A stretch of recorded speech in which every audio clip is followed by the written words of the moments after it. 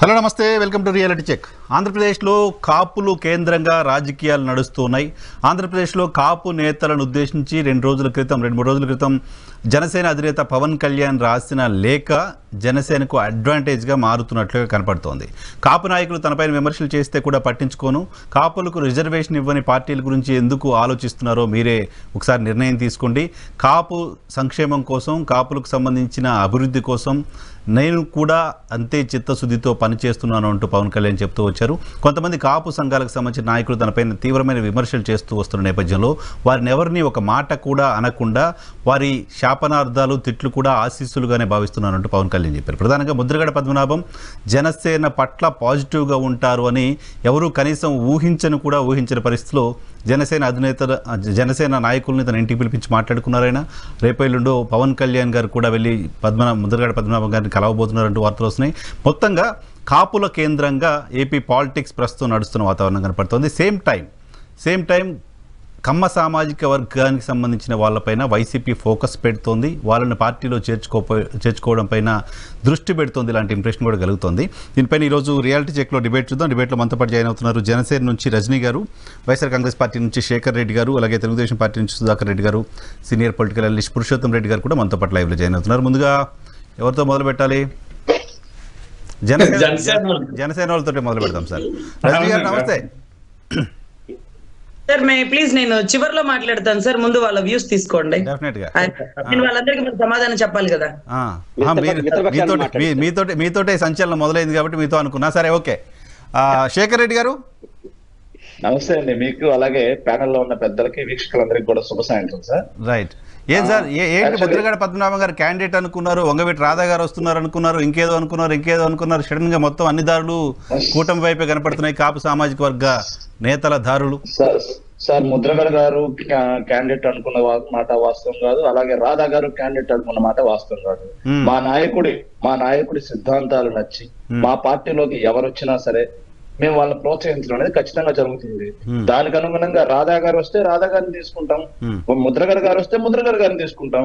ఒక రాజకీయ పార్టీలో అధినాయకుడి సిద్ధాంతాల నుంచి ఎవరైనా రావచ్చు, ఎవరైనా నచ్చని వాళ్ళు వెళ్ళిపోవచ్చు. ఇక్కడ నిర్బంధ విద్యలాగా నిర్బంధ రాజకీయం అనేది ఉండదు కదా.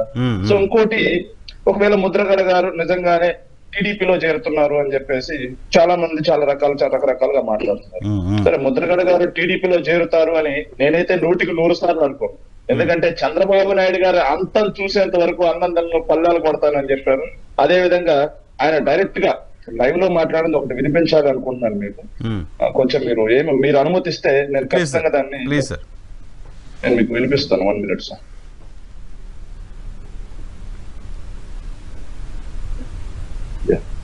ముద్రగడ గారు ఐ డ్రీమ్ నాగరాజు గారితో ఇంటర్వ్యూలో ఉన్నప్పుడు ఆయన మాట్లాడిన మాటలు ఆవేదనతో వినండి.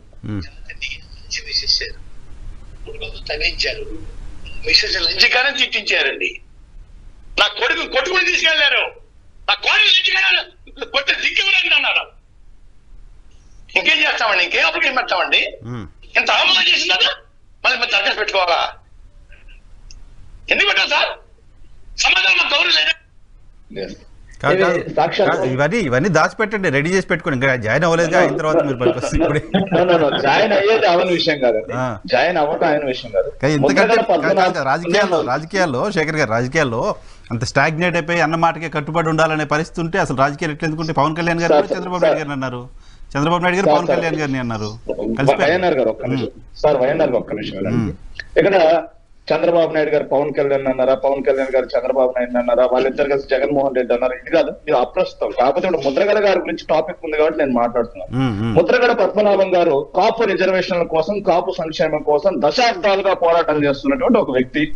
అలాంటి వ్యక్తి తునిలో కాపు రిజర్వేషన్ హామీ ఇచ్చింది ఎవరు? ఫస్ట్ చంద్రబాబు నాయుడు గారు ఇచ్చారా, లేకపోతే జగన్మోహన్ రెడ్డి గారు ఇచ్చారా? కాపు రిజర్వేషన్ హామీని ఇచ్చింది చంద్రబాబు నాయుడు గారు 2014 మేనిఫెస్టోలో కూడా పొందుపరిచారు. అయ్యా, మీరు మేనిఫెస్టోలో పొందుపరిచారు కదా, మాకు కాపు రిజర్వేషన్స్ ఏవి అని చెప్పేసి వాళ్ళు తునిలో ఒక కాపుల సభ పెట్టుకుంటే అక్కడ గందరగోళం జరిగింది. ఆ గందరగోళం జరిగినప్పుడు రాయలసీమ నుంచి రౌడీలు వచ్చారన్నారు, అలాగే పులివెందుల నుంచి గూండాలు వచ్చారన్నారు, తగలబెట్టింది వాళ్ళే అని చెప్పేసి టీడీపీ పార్టీకి చెందిన వాళ్ళందరూ. అప్పుడు జనసేనలో ఇంతమంది అధికార ప్రతినిధులు కూడా లేరు. అప్పుడు జనసేన పార్టీ గురించి మనం మాట్లాడడం కూడా అనవసరం. వాళ్ళందరూ వచ్చి మీడియాల ముందు ఊకదంపుడు ఉపన్యాసాలు ఇచ్చారు. తీరా చూస్తే ఎవరిని అరెస్ట్ చేశారయా అంటే మొత్తం కోస్తాంధ్రకు చెందినటువంటి కాపు సోదరులందరినీ అరెస్ట్ చేయడం జరిగింది. సో అక్కడ కూడా రాయలసీమని కించపరిచే విధంగా, అక్కడ కూడా పులివెందుల్ని కించపరిచే విధంగా మాట్లాడడం హేయం. అది జరిగిన తర్వాత ముద్రగడ పద్మనాభం గారిని అరెస్ట్ విషయం ఆయన నిరాహార దీక్ష కూర్చుంటే ఆయన కుటుంబాన్ని ఆయన్ని పోలీసులతోటి ఎంత వేధించారు, ఆఖరికి లోకేష్ బాబు గారు కూడా ఆయన కుటుంబాన్ని ఎంత వేధించారు అనేది సమాజం మొత్తం చూసింది. కాపు సమాజమే కాకుండా రాష్ట్రంలో తెలుగు జాతి మొత్తం గమనించింది. దానికి పవన్ కళ్యాణ్ గారు, ఈ రోజు పవన్ కళ్యాణ్ గారు కాపులందరూ నాకు మద్దతు ఇవ్వండి, కాపులందరూ నాకు మద్దతు ఇవ్వండి అని చెప్పి మాట్లాడే పవన్ కళ్యాణ్ గారు ఆ రోజు ముద్రగడ పద్మనాభం గారి కుటుంబం మీద ఎంత అమర్షలు జరిగితే షూటింగ్ లో బిజీగా ఉన్నటువంటి ఆయన ఎందుకని చెప్పి సాటి కాపు సోదరుడైనటువంటి కాపు సంక్షేమం కోసం, కాపు రిజర్వేషన్ల కోసం దశాబ్దాలుగా పోరాటం చేస్తున్నటువంటి ముద్రగడ పద్మనాభం గారికి సంఘీభావం తెలపలేకపోయారు. ఎందుకు తెలపలేకపోయారు? ఆ రోజు కూడా ఎందుకు తెలపలేదు అంటే చంద్రబాబు నాయుడు గారి ఆదేశాలు లేవు కాబట్టి. చంద్రబాబు నాయుడు గారు ఏం మాట్లాడాలో ఆ మాట్లాడాలో ముందు ఇచ్చిన స్క్రిప్ట్ ను మాత్రమే చదివి వెళ్ళిపోయారు. ఆ రోజు ఈ రోజు వచ్చి ముద్రగడ పద్మనాభం గారిని మేము ఓన్ చేసుకుంటాం, ముద్రగడ పద్మనాభం గారిని మేము చేర్చుకుంటామంటే ప్రజలు చూస్తున్నారు, కాపు సమాజం చూస్తుంది. మీ దృష్టిలో కొన్ని ఇన్సిడెంట్ బేస్ చేసుకుంటే టీడీపీ ప్రభుత్వ హయాంలో ముద్రగడ గారికి ఇబ్బంది జరిగింది, అది కనపడుతోంది. అందరూ యాక్సెప్ట్ చేసే ఫ్యాక్ట్, దాచిపెట్టడానికి ఎవరు సిద్ధంగా లేరు. నేనేమన్నానంటే ఆయన బాధితుడిగా ఉంటే టీడీపీ ప్రభుత్వ హయాంలో ఇప్పుడు ఆయనే వచ్చి నేను వాళ్ళతో కలిసి పనిచేస్తాన తర్వాత ఇక మీరు ఆయన గురించి సానుభూతి చూపించడం వల్ల ఉపయోగం ఏంటి? ఖచ్చితంగా చూపించమండి. సమాజం గురించి గమనిస్తుందని చెప్తున్నాం. సమాజం రాజకీయ ప్రయోజనాల కోసం ఎవరు ఎలా పోతారు? ముద్రగడ పద్మనాభం గారు ఇప్పటికిప్పుడు వచ్చేసి నేను ఆ పార్టీలో చేరుతున్నాను ఎక్కడ స్టేట్మెంట్ ఇవ్వడం జరగలేదు, ఎక్కడ ప్రకటించలేదు. ఇది కేవలం నెక్స్ట్ ఇంకోటి జ్యోతుల నెహ్రూ గారు వెళ్ళి కలిస్తారు కదా, ముద్రగడ గారు పిలిస్తే నేను వెళ్ళలేదు, సాటి కాపు సోదరుడిగా నేను ఊరికే ఆయన్ని ఎట్లా చెప్పాలంటే నార్మల్ మీటింగ్ కోసం నేను వెళ్ళాను, ఆయన ఊరికే కలిసి వద్దామని చెప్పి వెళ్ళాను అని చెప్పేసి జ్యోతుల నెహ్రూ గారు ప్రకటించారు. నెహ్రూ గారు కూడా. సో ఇక్కడ ఆయన చేరలేదు, ఆయన చేరడానికి అవకాశాలు కూడా లేవు. ఎందుకంటే ఆయన అంతగా అవమానించింది ఆ పార్టీ. ఇప్పుడు వెళ్ళి ఆయన టీడీపీలోనో లేకపోతే జనసేనలోనో చేరతారు. గుర్తు చేస్తున్నారేమో ఇవన్నీ ఉన్నాయి చూడండి, పోకుండా గుర్తు చేయడం కాదు వైఎన్ఆర్ గారు, ఇక్కడ పోకుండా గుర్తు చేయడం కాదు. నా పాయింట్ ఏంటంటే సరే అవన్నీ ఇప్పుడు మీరు మాట్లాడిన విషయాలన్నీ కొత్తవి కాదండి శేఖర్ రెడ్డి గారు, కొత్తవి కాదు. పాయింట్ ఏంటంటే కాపుల్లో మొత్తం వన్ సైడెడ్గా కూటమి వైపు ఓట్లు వెళ్లకుండా ఎంతో కొంత స్టేక్ మనం తీసుకోవాలనే ప్రయత్నం రాజకీయంగా వైసీపీ చేస్తూ వస్తుంది. చేయొచ్చు, రాజకీయ పార్టీకి తప్పేం కాదు. అటువంటి ప్రయత్నం చేస్తున్నారు. అటువంటి ప్రయత్నం చేయాలనుకున్నప్పుడు మీకు కనపడ్డ ఓ 4-5 పేర్లు అంబటి రాయుడు కావచ్చు, వంగవీటి రాధా కావచ్చు, ముద్రగడ పద్మనాభం గారు కావచ్చు, ఇంకొంతమంది కావచ్చు. సో వాళ్ళందరూ ఇప్పుడు కన్సల్టేట్ అయ్యి ఒక్క దగ్గర ఒకవైపు వెళ్ళే ప్రయత్నం చేయడం అనేది వైసీపీకి రాజకీయంగా ఇబ్బంది కాదా అనేది పాయింట్. సార్, కాపులకి న్యాయం చేసింది ఎవరు? వాస్తవంగా మా ప్రభుత్వ హయాంలో కాపులు ఎంతమంది మా గవర్నమెంట్ లో ఉన్నారు? అది వేరే చర్చ. జనసేనతో కాపులు, జనసేనతో ఉండేవాళ్ళు మాత్రమే కాపులు. ఏదైతే చంద్రబాబు నాయుడు గారితో మాత్రమే జనసేనతో ఉన్న వాళ్ళు మాత్రమే కాపులు కాదు. జనసేనతో ఉన్న వాళ్ళు మాత్రమే కాపులు కాదు, కాపులంతా జనసేనతో ఉన్నారని కాదు. నా పాయింట్ ఏంటంటే కాపుల ఉద్యమానికి కాపులకు ప్రతినిధులుగా ఉన్న వాళ్ళగా గుర్తింపు ఉన్నది ముద్రగడ గారికి, రైట్? హరిరామ్ జోగి గారికి, రైట్? అంతో ఇంతో కృష్ణా జిల్లాలో ఇక్కడ వంగవీటి ఫ్యామిలీకి, రైట్? ఇప్పుడు వీళ్ళంతా ఒక దగ్గర ఉన్నారంటే న్యాచురల్ గా ఒక అంత కమ్యూనిటీ అంతా ఒక దగ్గర పోలరైజ్ అయింది అని ఒక ఇంప్రెషన్ వస్తుందిగా. సార్, ఇంకో విషయం ఏంటంటే వాళ్ళు అసలు ఏ పార్టీలో చేరకుండా, యాక్చువల్లీ రాధా గారు అయితే ఆల్రెడీ టీడీపీలోనే ఉన్నారు. రాధా గారి గురించి మాట్లాడటం అనవసరం. ఆయన ఆల్రెడీ మా పార్టీలో లేడు, న్యూట్రల్ గానే లేడు, టీడీపీలో మాత్రమే ఉన్నారు. ఏదైతే ముద్రగడ పద్మనాభం గారు ఉన్నారు, టీడీపీ పార్టీని జనసేనని విమర్శిస్తూనే ఉన్నారు. ఆయన ఇంతవరకు కూడా బయటకు వచ్చి స్టేట్మెంట్ ఇవ్వడం జరగలేదు. నేను ఆ పార్టీలో చేరుతున్నానని ప్రకటించడం జరగలేదు. ప్రకటించడం జరగకుండానే మనం దాని గురించి చర్చలు పెట్టి మీ పార్టీ స్పందన చెప్పండి, మీ పార్టీ స్పందన చెప్పండి అని చెప్పి టీడీపీ వాళ్ళని, మమ్మల్ని, జనసేన వాళ్ళని, అనలిస్ట్ అయినటువంటి మీ పార్టీగా ఆయన చేరతారనుకుంటున్నారా చేరారనుకుంటున్నారా? అసలు ఏంటో ఆయనైతే అనౌన్స్ చేశారు, వాళ్ళ అబ్బాయి అనౌన్స్ చేశారు. ఫర్ కైండ్ ఇన్ఫర్మేషన్, వాళ్ళ అబ్బాయి చెప్పారు మేము టీడీపీ జనసేన పట్ల పాజిటివ్గా ఉన్నాము, ఆ రెండు పార్టీలో ఏదో ఒకటి పార్టీలో చేరతామనే విషయాన్ని ముద్రగడ పద్మనాభం గారు వాళ్ళ అబ్బాయి ఆన్ రికార్డ్ మీడియాతో మాట్లాడారు. సార్, వాళ్ళు చేరినంత మాత్రాన లేకపోతే వాళ్ళు చేరినంత మాత్రాన కాపు సామాజిక వర్గం మొత్తం వాళ్ళతోటి వెళ్ళిపోయి గంప గుర్తుగా టీడీపీ జనసేన కూటమికి వేసి మా పార్టీ ఏదో ఓడిపోతుంది అన్నట్టుగా వాళ్ళ సంకలేరేసుకున్నంత మాత్రాన జరగని పని అది. ఎందుకంటే కాపు సామాజిక వర్గానికి వైఎస్ఆర్ కాంగ్రెస్ పార్టీ పెద్దపేట వేసిన విషయం కాపు సామాజిక వర్గం మొత్తం గమనించింది. అదే కాపు సామాజిక వర్గానికి మేము ఇచ్చిన సంక్షేమ పథకాలు గుర్తొస్తున్నాయి. అదే కాపు సామాజిక వర్గాన్ని రాజకీయంగా మేము ఎంత ఎదుగుదలకి తీసుకెళ్లామో అది గుర్తొస్తున్నాయి. సో వీటి గురించి ఏదో వాళ్ళు నలుగురు ఐదు అక్కడ చేరి నాయకులు పోయినంత మాత్రాన కమ్యూనిటీ అంతా పోదు మీతోటే ఉంటుంది అనేది మీ confidence, right? 100%. Right. Okay, Sudhakar Reddy గారు. సార్ ఇప్పుడు పాపం జగన్మోహన్ రెడ్డి గారు కొత్తగా కమ్మోళ్ళని కాపుల్ని పట్టుకునే ప్రయత్నం చేస్తున్నారండి. గత ఎన్నికలప్పుడు రెడ్ల రాజ్యాన్ని స్థాపిస్తానన్నంతగా ప్రచారం చేశారు. అంటే బయటికి చెప్పకపోయినా రెడ్లందరినీ ఒకటిగా కలుపుకున్నారు. అలాగే కొన్ని వర్గాలని దళితులు వాళ్ళు ఇలా వర్గాలు చేసుకుని కాపులు కమ్మోళ్ళతో పోరాటాన్ని చేసినట్టుగా నటించారు. కమ్మోళ్ళని పూర్తిగా దూరం చేశారు. అవన్నీ మనకు తెలుసు. ఇప్పుడు వాళ్ళు వెంట పడుతున్నారు. ఆయనకి భయం వచ్చిందండి. రాయలసీమ ప్రాంతంలో రెడ్లలో మార్పు వచ్చిందండి. చాలా మంది రెడ్లు ఇప్పుడు మీకు చూడండి, 4 ఎమ్మెల్యేలు ఆ పార్టీ నుంచి 4 బయట వస్తే ఆ 4లో 3 రెడ్లే. నెల్లూరులో రెడ్లలో బాగా మొదటి నుంచి తిరుగుబాటు అయింది. ఆయన నమ్ముకున్న రెడ్లలో తిరుగుబాటు వచ్చిన తర్వాత భయపడి కమ్మ సామాజిక వర్గం దగ్గర పోయారు. కేసీఆర్ నాని గారు వీళ్ళందరినీ కలుపుకునే ప్రయత్నం చేస్తున్నారు. అలాగే కాపుల్ని పడదామని పోయారు పాపం. ఆయన అంబటి రాముడు కోసం ఆయన కోసం వెళ్ళారు. అది బాల్ మిస్ అయింది, క్యాచ్ పట్టలేకపోయాడు. ఈయనేదో పడదామని పోయాడు, తప్పింది. ఇప్పుడు అది మళ్ళీ పవన్ బట్టేట్లు ఉన్నారు ఆయన. కాబట్టి ఈయన ఈ కులాల కోసం కుస్తీలు పడుతున్నారండి జగన్మోహన్ రెడ్డి గారు. అంటే తను బాగానే చెప్పారు శేఖర్ రెడ్డి గారు, కానీ ఆయన కన్నా చెప్పలేరు. ఇప్పుడు జగన్మోహన్ రెడ్డి గారు డిఫెన్స్ లో పడిపోయారండి. బాగా ఈ కుల రాజకీయాల్ని బాగా రెచ్చగొట్టాడు. రెడ్ల సామ్రాజ్యాన్ని నిర్మాణం చేస్తానన్నంతగా అన్ని పదవులు రెడ్లకే ఇచ్చారు. మా పురుషోత్తం రెడ్డి గారిని అడిగితే చెప్తారు, తిరుపతిలో అందరు రెడ్లే అండి, పోలీస్ సిఐలు రెడ్లే. సార్ అది కాదు, నా పాయింట్ ఏంటంటే ముద్రగడ్డ కాపు ఓటింగ్ అంతా కన్సాలిడేట్ అయ్యే పరిస్థితి ఉంటుందా? ముద్రగడ్డ గారు లాంటి వాళ్ళు రావడం, ముద్రగడ్డ గారు లాంటి వాళ్ళు మీ కూటమికి మద్దతు ఇవ్వడం మొదలు పెట్టగానే వైసీపీగో చాలా వీడియోలు రెడీ చేసి పెట్టుకున్నారు వాళ్ళు. మీరేం చేశారు, అప్పుడు ఆయన ఏం మాట్లాడారు, వీటిని ఎలా తెలుగుదేశం పార్టీ కౌంటర్ చేసింది? ఏ మేరకు మీకు పొలిటికల్గా అడ్వాంటేజ్ ఉంటుంది? సార్ ఇప్పుడు ఒక విధంగా అయితే కాపు సామాజిక వర్గం అంతా మీరు అన్నట్టు కన్సాలిడేట్ అవుతుంది. ఏకపక్షంగా ఒకే వైపు వెళ్తారు, జనసేన వైపు బాగా వెళ్తారు. అది మాకు టీడీపీకి కూడా అడ్వాంటేజ్ అవుతుంది. రీజన్ ఏంటి? అంతా ఒకసారి ఒకే కన్సాలిడేట్ కావడానికి రీజన్ ఏంటి? ఏ రీజన్ తో అవుతారు? ఇక్కడ జగన్మోహన్ రెడ్డి గారు రెడ్లందరినీ ఎక్కువ ప్రోత్సహిస్తూ కాపుల్ని లేదా మిగతా కులాలని అణిచేసిన విషయం అందరికి తెలుసు. అంటే చెప్తారు శేఖర్ రెడ్డి గారి మీద చాలా పదవులు ఇచ్చామని, బూతులు తిట్టే పదవి ఒకటి ఇచ్చారు అంబటి రాంబాబు గారికి. ఏ పెద్ద పదవులు ఏం లేదండి. ఇప్పుడు కాపులు కూడా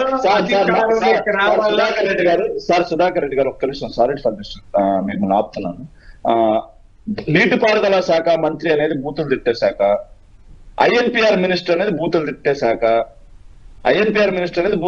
శాఖ, చెల్లుబోయిన వేణుగోపాలకృష్ణ గారికి ఇచ్చింది బూతులు తిట్టే శాఖ, కన్నబాబు గారికి ఇచ్చినటువంటి వ్యవసాయ శాఖ ఏ శాఖ? ఇవన్నీ పదవులు కావా? మంత్రి పదవులు అనేది పదవులు కావా మీ దృష్టిలో? అందరు ఉన్నారు. మీ రోజా గారు కూడా పదవులు ఉంది, పర్యాటక శాఖని డాన్సులు వేస్తా ఉంది. నేను చెప్పేది ఆ శాఖలకి న్యాయం చేసేటివి ఏమన్నా ఉన్నాయా? మీరు ఎందుకు వాడుకుంటున్నారు? పోలవరం మీద కొంతసేపు మాట్లాడమనండి అంబటి రాంబాబుని, బూతులు మాట్లాడడం తప్ప. నేను అనేదేమంటే కొంతమంది ఏందో తీసుకొని ఆ కులాలు మీకు ఎందుకంటే అంత భయం? కాపులు ఇప్పుడు ముద్రగడగా మా పక్క వస్తే మీకు భయం ఎందుకు? మీరు పెద్ద రెడ్లు కదా, భయం ఎందుకు? ఆ భయం వాళ్ళని ఆందోళనకి గురి చేస్తుంది. పాపం అదే ఇప్పుడు శేఖర్ రెడ్డి గారు ఒక వీడియో వినిపించారు. రోజా గారు బట్టలిప్పి కొడతానన్నది రాజశేఖర రెడ్డి గారిని, పంచలోడదీసి తంతానన్నది. ఆమె నెత్తిన పెట్టి పూజించుకోవడంలో రాజకీయాలు. అది రోజా గారు మాట్లాడిన మాట పొలిటికల్ స్టేట్మెంట్. కానీ ముద్రగడ్డ గారిది ఆయన ఫిజికల్ గా ఫేస్ చేసింది, కేసు ఫేస్ చేసింది. వాళ్ళ ఇంటి దగ్గరకు రావడం, పోలీసులు ఆయనకు వాళ్ళ ఫ్యామిలీ గుంజుకెళ్ళడం అంతా చూసాం, విజువల్స్ అందరికి కళ్ళ ముందు ఉన్నాయి. సో ఆ కంపారిజన్ వేరు కదా. ఇప్పుడు నాకంటే పురుషోత్తం రెడ్డి గారికి ఎక్కువ తెలుసు. ఆయన క్యాడర్ బేస్డ్ పార్టీలో పనిచేశారు కమ్యూనిస్టులు. కేసులు, అరెస్టులు, పట్టడాలు, పోలీస్ స్టేషన్లకు ఇవన్నీ సహజంగా జరిగేదండి. ముద్రగడ పద్మనాభం గారే ముఖ్యమంత్రి అయితే కూడా అలాంటి ఇన్సిడెంట్ వచ్చి అరెస్టులు చేస్తారు. లా అండ్ ఆర్డర్ ను మెయింటైన్ చేసేది పోలీసులండి. ప్రతి అంటే మనం ఏదో చెప్తాం కానీ అవి ముద్రగడ పద్మనాభం గారైనా ఆ రోజు తెలుగుదేశం ప్రభుత్వం చేసింది సరైందే. తెలుగుదేశం ప్రభుత్వం కదండి, పోలీసులు కదండి. భాగమే కదా పోలీసులు, తెలుగుదేశం ప్రభుత్వంలో భాగం కదా పోలీసులు. ప్రభుత్వంలో కాదండి, ఏ ప్రభుత్వం నరసింహరావు గారు లాండ్ ఆర్డర్ మెయింటైన్ చేయమంటారా, రైల్లో కాల్చమంటారా? లేదు, డెఫినెట్ గా లాండ్ ఆర్డర్ మెయింటైన్ చేయాలి. సో ఆ రోజు లా అండ్ ఆర్డర్ బాగుంటే కూడా ప్రభుత్వానికే పేరు వస్తుంది, లా అండ్ ఆర్డర్ బాగాలేకపోతే కూడా ప్రభుత్వానికే పేరు వస్తుంది, లా అండ్ ఆర్డర్ మెయింటైన్ చేసే క్రమంలో జరిగిన కాన్సిక్వెన్సెస్ కూడా ప్రభుత్వానికే పేరు వస్తుంది. అవును, వస్తుందండి. చంద్రబాబు గారు ఎప్పుడు కూడా వీలైనంత మేరకు, అంటే ఎక్కడైనా పొరపాటు జరిగితే చెప్పలేం కానీ 90% చట్టబద్ధంగానే వ్యవహరిస్తారు. నాకున్న అనుభవంలో ఇంక్లూడింగ్ ముద్రగడ గారి ఇంట్లో అరెస్టులు కూడా. అరెస్టులు తప్పదు కదండి, అప్పుడు చట్టబద్ధంగానే సార్. అప్పుడు అరెస్టులకి ఇప్పుడు రాజకీయాలకి ఏం సంబంధం అండి? భలే ఉన్నారు కాదండి. ఇప్పుడు చర్చ అదే కదా. ఇప్పుడు ముద్రగడ గారు దూరంగా ఎందుకున్నారు మీ పార్టీకి, మీ పార్టీపై విమర్శలు ఎందుకు చేస్తున్నారు, ఇప్పటికి లేఖలు ఎందుకు రాస్తున్నారంటే ఆ టైంలో అనుభవించిన క్షోభాన్ని చాలా సందర్భాల్లో చెప్పారు ఆయన. అది అయిపోయిందండి. అవన్నీ ఇప్పుడు ఆయన పరిణతి చెందారో, మాలో మార్పు వచ్చిందో, ఆయనలో మార్పు వచ్చిందో తెలియదు కానీ రాష్ట్ర సమున్నతి కోసం, రాష్ట్ర సమగ్ర అభివృద్ధి కోసం, ఒక దురాగత పరిపాలన ముట్టించడం కోసం ఆయనలో పరివర్తన వచ్చి ఈ విధంగా మార్పు వచ్చేటం. ఒకవేళ ఇంతకు ముందు నాకు అన్యాయం జరిగినా, ఏం జరిగినా ఈ సమాజ శ్రేయస్సు కోరి రాష్ట్ర భవిష్యత్తు కోసం నేను జనసేనతోనో టీడీపీతోనో కలుస్తానని ఆయన నిర్ణయం చేసుకోవచ్చు. జగన్మోహన్ రెడ్డి గారిని చూసి కడుపు మండి, కడుపు గాలి, బాధ పెళ్ళుకి ఇలా రావచ్చు. దానికి ఎవరేం చేస్తామండి? అది వాళ్ళే చెప్పాలి. వైసీపీ వాళ్ళు ఎందుకంత బాధ వచ్చిందో. ఒక్క నిమిషం. పురుషోత్తమ్ రెడ్డి గారు నమస్తే సార్. సార్ నమస్తే నరసింహారావు గారు. సార్, ఈ caste equations, caste based politics కి కేర్ ఆఫ్ అయిపోయింది ఇప్పుడు ఆంధ్రప్రదేశ్ రాష్ట్రం. ముద్రగడ గారు మూవ్స్ని సడన్గా ఇటువంటి మూవ్స్ రావడం వెనుక రీజన్ ఏంటని అనుకుంటున్నారు? ఆ మూవ్స్ టువర్డ్స్ కూటమి ఉంటే పొలిటికల్ అడ్వాంటేజ్ ఏ మేరకు కూటమికి ఉండే అవకాశం ఉంటుంది? సార్ నమస్కారం అందరికి. బేసిక్ గా 3 కులాల్లో గందరగోళం పంచాయతీ ఉంది ఆంధ్రప్రదేశ్ లో. మిగతా కులాలు బాగానే ఉన్నాయి, 3 కులాలతోనే పంచాయతీ ఉంది. మిగతా కులాలు వాళ్ళని మెచ్చుకోవాలి మనం. ఈ 3 కులాలను పక్కన పెట్టేసి వాళ్ళు పరిపాలన ప్రాతిపదికన ఓట్లేస్తారు. జగన్మోహన్ రెడ్డి గారు నచ్చితే అనుకూలంగా వేస్తారు, నచ్చకపోతే వ్యతిరేకేస్తారు. కానీ మన రెడ్లు, ఈ కమ్మ, ఈ కాపులు మా వాడు ముఖ్యమంత్రి అని చుట్టేస్తున్నారు. నిజానికి ఈ 3 కులాలు బాధ్యతాయుతం పాత్ర పోషించాల్సిన వాళ్ళు ఐఎమ్ సారీ టు సే బాధ్యత రహిత పాత్రకు సిద్ధపడిపోయినారు. రెడ్లైనా, నాయుళ్ళైనా, ఇప్పుడు కాపులు కొత్త. ఈ 2 కులాలు ఇప్పుడు పైత్యం ఎక్కువ, ఇప్పుడు 3వ కులం మాతో జాయిన్ అయింది. అంటే ముఖ్యమంత్రి పదవి మావాడు కూడా ఉండాలి, మావాడే ఉండాలని ఈ 2 కులాలు కొట్లాడుకుంటున్నాయి ఇన్ని రోజులు. ఇప్పుడు మావాడు ఎందుకు ఉండదు, వాళ్ళిద్దరేనా అని వాళ్ళు కూడా తయారైనారు. ఇది రాష్ట్రానికి అంత శ్రేయస్కరంగా కాదు. సరే, జరుగుతున్న పరిణామం అది. ఈ 3 కులాల్లో మాత్రం కులాల పోలరైజేషన్ ఖచ్చితంగా 2024లో జరుగుతాయి, దాంట్లో ఎటువంటి సందేహం లేదు. మిగతా కులాల సంగతి పక్కన పెడితే ఇక్కడ కులాల పోలరైజేషన్ ఎప్పుడు జరుగుతుంది? మీకు జగన్మోహన్ రెడ్డి గారు కాంగ్రెస్ పార్టీ నుంచి బయటకు వచ్చి వైఎస్ఆర్ కాంగ్రెస్ పార్టీని పెట్టిన తర్వాత ఏకోన్ముఖంగా రెడ్లందరూ జగన్ వైపు వెళ్ళిపోయినారు. ఆ సందర్భంలో ఒక రెడ్డిని ముఖ్యమంత్రిని పెట్టినా ఏ రెడ్డి అటబోలా.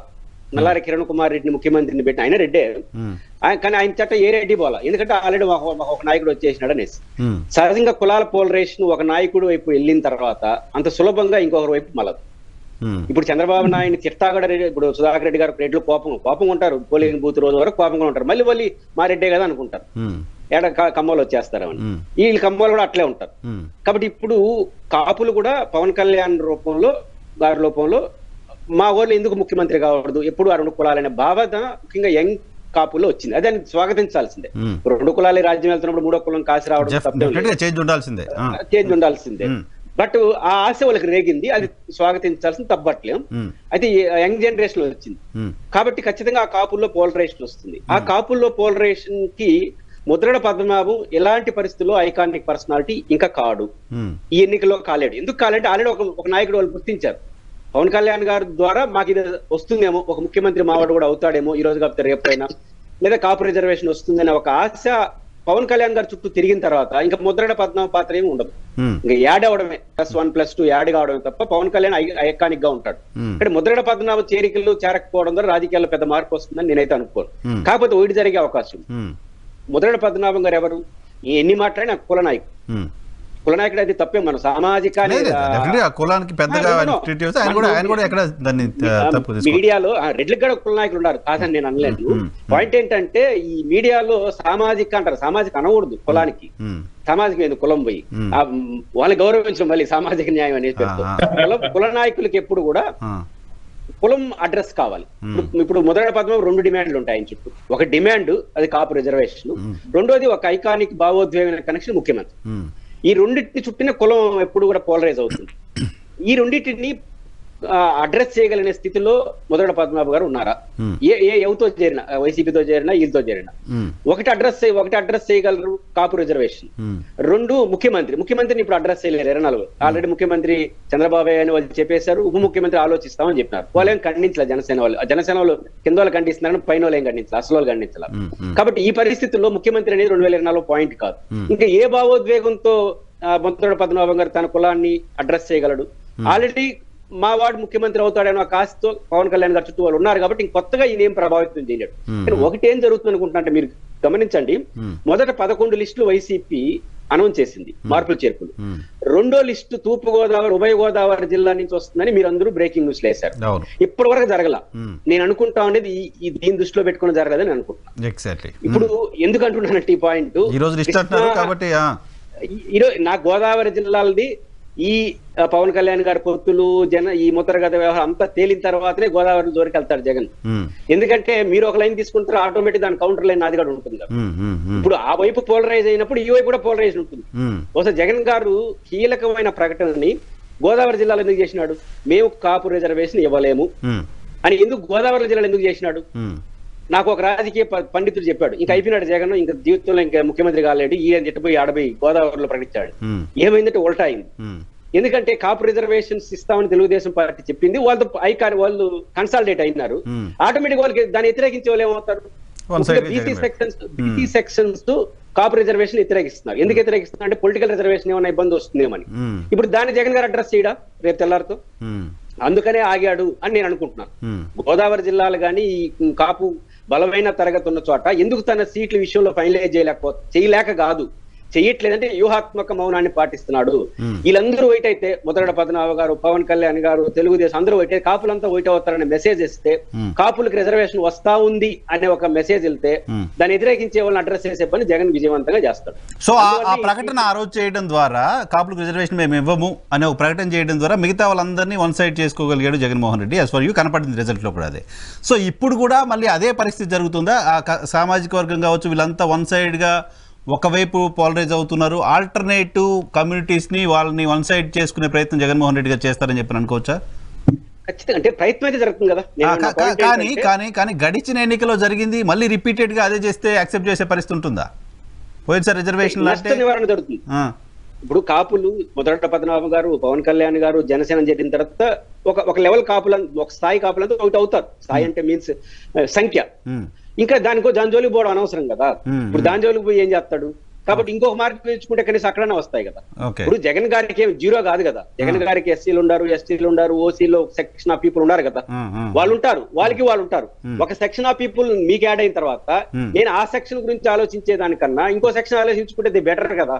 అందువల్ల ఇప్పుడు రాయలసీమలో రెడ్లందరినీ 2-3 తోటి ఇప్పుడు సుధాకర్ రెడ్డి గారు చెప్పారు కదా, ముగ్గురు తీస్తే 3 రెడ్లు అక్కడ ఊరికి ఇస్తున్నారు, బీసీలకి ఇస్తున్నాడు.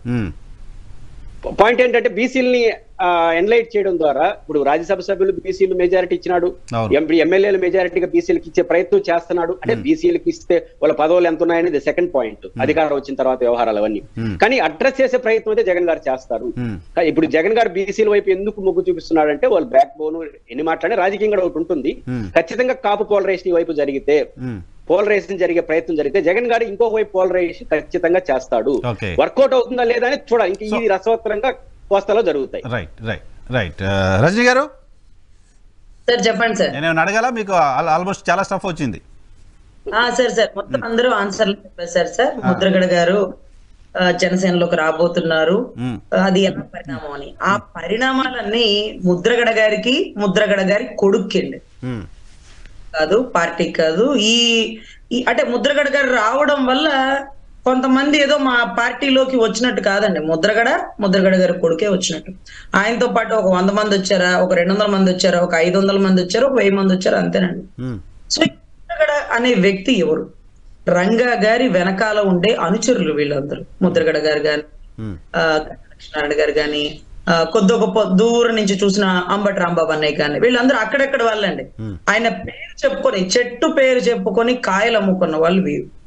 అటువంటి పరిస్థితుల్లో ఆయన ఎక్కడో జైల్లో ఉండి మీటింగ్ పెట్టి కండక్ట్ చేస్తే ఒక 15 లక్షల మంది జనం వచ్చారు. ఎక్కడికక్కడ చెప్పులు పోతే 2 లారీల కాళ్ళు వదిలేసిన చెప్పులు కాళ్ళతో వెళ్ళిపోయారు అంటే అది రంగా గారి గాలి అన్నమాట. ఆ వ్యూ ఆ టైంలో స్టేజ్ మీద కనపడిన ప్రతి ఒక్కడు మా కంటికి నాయకుడే. అదే రకంగా రంగా గారి చనిపోయిన తర్వాత కులాన్ని బతికించుకోవాలన్న తపనతో వీళ్ళందరూ నాయకులైపోయారు, ఎమ్మెల్యేలు అయిపోయారు, మినిస్టర్లు అయిపోయారు. ఏం చేశారా కులానికంటే ఒకడు బోర్డు బయట పెడతాడు, కాపులకు ఎంట్రీ లేదని పెడతాడు. ఈ ముద్రగడ ఆ రిజర్వేషన్ కోసం పోరాడారని చెప్తున్నారు సార్. అమరవీరుడు పొట్టి శ్రీరాములు గారు రాష్ట్ర విభజన అప్పుడు ఎంత గొప్పగా పోరాటం చేసి ప్రాణాలకు తెగించి చనిపోయిన పర్వాలే ఉంటుంటాయి కదా. సో ఆ ముద్రగడ గారు ఎందుకు చనిపోలా, నిరాహార దీక్ష ఎందుకు చేయలా? నా బలగం ఎంత ఉంది, మా వాళ్ళు ఎంతమంది ఉన్నారని ప్లోమని తుని రైళ్లు తగలబెట్టకపోతే ఒక నిరాహార దీక్ష కూర్చుంటే మేమందరం వెళ్ళి కూర్చునే వాళ్ళం. ఒకవేళ ఆయన నిరాహార దీక్షలో చనిపోయి ఉంటే మా రంగా గారి పక్కన ఒక విగ్రహం ఉండి చరిత్రలో చెప్పుకుని ఉండేవాళ్ళం కదా మా బోటి వాళ్ళం. ఈ రోజు రిజర్వేషన్ లేకపోబట్టి నాకంటే తక్కువ మార్కులు వచ్చిన వాళ్ళు జడ్జి అయిపోయారు, నేను మాత్రం అడ్వకేట్ గా మిగిలిపోయా. మా లాంటి ఎంతో మంది ఆడబిడ్డల భవిష్యత్తు పోయింది. రిజర్వేషన్ గురించి కూర్చున్నట్టు చావో బతుకో రేవో తేలిపోవాలి, అది కాపు కులం దమ్మంటే. మరి ఎందుకు ఎక్కడ తగ్గినావమ్మా, మళ్ళీ ఎందుకు పోరాటం చేయలే? అప్పుడేదో గొడవ పడ్డారు చంద్రబాబు గారితో, అంటే ఎవడో అడ్డు పడితే నువ్వు ఆగిపోతావా? మన పిల్లల కోసం ఇదేనా నువ్వు చేసింది? చచ్చే ఎవరికి ఎందుకు పోరాడలేదమ్మా, ఎందుకు పోరాడలే? ఎందుకు పోరాడలేదంటే మీ కాపు సామాజిక వర్గానికి సంబంధించిన చాలా మంది పెద్దలు ఆయన్ని విత్డ్రా చేసుకోండి, మీలాంటి వాళ్ళు దీక్షలు చేస్తే ఎలా అంటూ ఆపారు. ఈవెన్ ఈ మధ్య కాలంలో చేగొండి హరిరామజోగి గారు ఏదో దీక్ష చేస్తుంటే కూడా పవన్ కళ్యాణ్ గారు స్వయంగా ఫోన్ చేసి మీలాంటి పెద్దవాళ్ళు ఇలా ఉంటే ఎలా అండి, దీక్షలు చేయొద్దు మీరు అని చెప్పి ఆయన ఫోన్ చేసి మాట్లాడడం కూడా విన్నా. అవునండి, గౌరవించారని అనుకోకూడదా? హరిరామయ్య జోగయ్య గారు వయసు పెద్దదండి. ఆయన అలాంటి వ్యక్తి ఓపిక్ గా ఉండి మన లాంటి వాళ్ళకి సలహాలు ఇవ్వాలి కాబట్టి ఆయన ఉండాలి. ముద్రగడ గారు ధర్నా చేసినప్పటికీ ఆయన వయసు ఎంత అండి? ఆయన మూమెంట్ లో అనర్గళంగా అదేంటి ట్రైన్ ఎక్కేశారు కదా. మరి పోతే ఏమవుతుంది సార్? కులంలో ఒక నాయకుడు పోలా, ఆయన అడుగు జాడల్లో నేను పోదామని దిశ ఎన్కౌంటర్ కేసులో ప్రాణాలకు తెగించి నేను పనిచేస్తే ఈ రోజు 2 తెలుగు రాష్ట్రాల్లో కాపు బిడ్డ అంటే అడ్వకేట్ రజనీ పేరే వినపడిద్ది, కులపుల బిడ్డ అనేసి అంతే నా ఒక్కదాని పేరే వినపడిద్ది. ప్రాణాలకు తెగించి పోతే పోతాం, మరి రంగా గారి ఆదర్శాలు కనుక్కున్నా. మరి అంతలా పైన వాళ్ళు మినిస్టర్ల హోదాలు ఎమ్మెల్యే స్థాయిలో ఉన్న వాళ్ళు అంత బలం ఉన్నప్పుడు పోతే పోతాం కులం కోసం అని మాకు రిజర్వేషన్ తెచ్చుంటే మా గుండెల్లో నిలిచిపోయేవాడుగా నాయకుడుగా. ఈ రోజు వాళ్ళ రాజకీయ లబ్ధి కోసమే ఏది చేసినా అండి. ఈ రోజు పవన్ కళ్యాణ్ గారు మీ వాయిస్ కొంచెం డిఫరెంట్ గా ఉంది, ఇటువంటి వాయిస్ ఎక్స్పెక్ట్ చేయాలి మీ దగ్గర. లేదు సార్, ఎందుకంటే ఈ టైంలో రావడం ఏంటి సార్, కులంలో నాయకుడు బయటకు వచ్చి ఒక రంగా గారి కోల్పోయి మళ్ళీ ఒకడు ఒంటరిగా బయటకు వస్తే పెద్దన్న పాత్ర పోషిస్తూ కులంలో నేను పెద్దోన్నయ్యా, ఇది తప్పయ్యా అని చెప్పాల్సిన వ్యక్తి ద్వారపూడికి సపోర్ట్ చేయడం ఏంటి సార్? ఆడబిడ్డల్ని కొట్టించడం ఏంటి సార్? అలా కొట్టించిన ఒక లోఫర్ గాడికి ఇతను సపోర్ట్ చేయడం ఏంటి సార్? భాష కంట్రోల్ ఉండాలి, భాష కంట్రోల్ ఉండాలి రజనీ గారు. ఆడబిడ్డల మీద చెయ్యి వేయడం సమాజ స్పృహ, మగవాడి లక్షణం. అదే ఆడబిడ్డలు బయటికించి ఆ మగవాడిని బోధిస్తాను ఆడతనమా? ఆడబిడ్డలు మాట్లాడుతున్నాడు.